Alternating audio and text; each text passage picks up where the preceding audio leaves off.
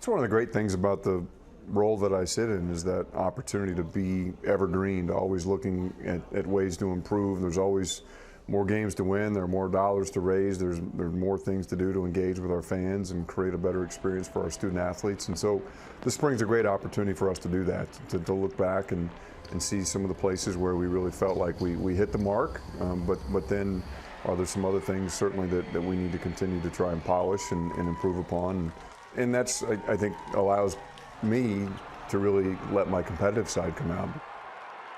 Certainly hit the mark in Minneapolis with the men's tournament title and the year overall that the basketball team really had for Brad. How proud are you of the development of that program since he arrived and what's still on the horizon? Incredibly proud of where we've come with our men's basketball team. Of course, we have a great tradition in men's basketball, and for us to be able to enjoy this run we've been on the last 5 years has really been rewarding for me personally, but obviously transformative for our athletic department in so many different ways. I've got such respect and appreciation for Brad and the leadership that he's brought to that program. And I think what's exciting for me about him and about my relationship with him is neither of us is satisfied. We have a lot more to do there.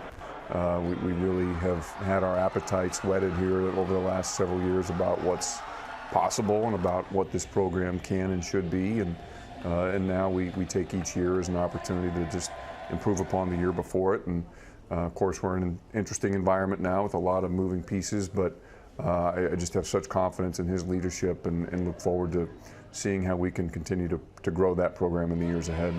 I know Sean and the women's basketball team was certainly to be more in the NCAA conversation this year as they were a year ago, but you clearly see the trend with what she is doing and with what the players are doing on that team. How bright do you feel like the future is for your women's basketball program? I really don't think there's a limit to what they can do. I have such respect for Shauna, and she's come in with a really strong vision for what this basketball program can be. We've talked to her about this being a legacy opportunity for her, a place where she can come and make a mark that really has never been done before. And I think these first 2 years give us incredible confidence about the trajectory of that program. And obviously not making the NCAA tournament was a disappointment, but the way that our team rallied around the opportunity to be in the first WBIT in the history of the experience and then to be able to bring home that trophy was really a special way to end that season. I know with your football background, of course, always interested in what Brett's team and program is doing. What conversations did you guys have after a year that I know probably fell short of Brett and the rest of that staff's expectations? Yeah, I think it's just, again, collaborating, looking to one another to see what can we do better, where are the areas where we can continue to tighten up, where can we make strategic investments, where can we continue to clear the path in front of him and his staff.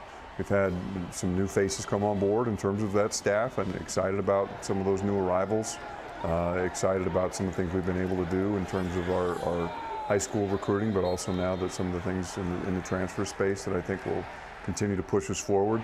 I'm really enthusiastic about the progress we've made in football, and like you said, we didn't quite hit the mark last year where we wanted to be, but I still saw a lot of progress, a lot of momentum, I think, building, especially in that second half of the season. And we just have to continue to look for ways here during this offseason to take those meaningful steps forward, and I know our fans have responded really well. From the AD's perspective, as you try to help your coaches and help the entire athletic department succeed on the field and in the classroom, but also understand all these outside forces and the impact that they can have, how do you do that from your role? I think too often people see change and it causes anxiety, it makes them uncertain, they get uncomfortable. I want us to view change as an opportunity. I want us to see it as a chance for us to improve Illinois athletics, to improve our competitive position, to improve our experience for our student athletes.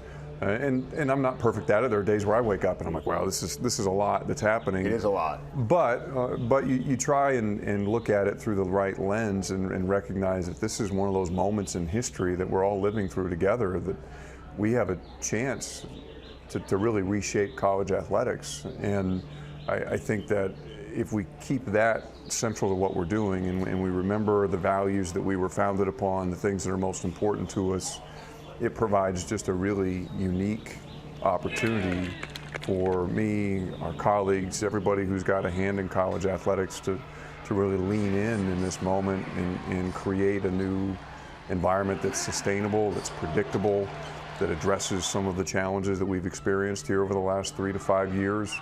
And I think that's a positive step. Lots to digest, lots to figure out. I'm guessing this is the group that could probably do it. We're going to find out, aren't we? But I believe you're right.